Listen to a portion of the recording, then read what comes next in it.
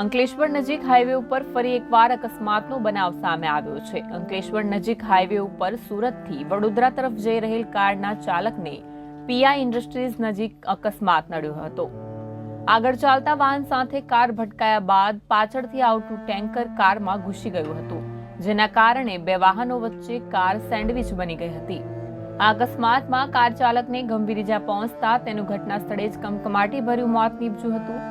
બનાવની જાણ થતાની સાથે જ પોલીસ કાફલો પણ ઘટના સ્થળે પહોંચ્યો હતો અને કારનું પતરું કાપી મૃતદેહને બહાર કાઢવામાં આવ્યો હતો। પોલીસે મૃતદેહને પોસ્ટમોર્ટમ માટે ખસેડી વધુ તપાસ હાથ ધરી છે।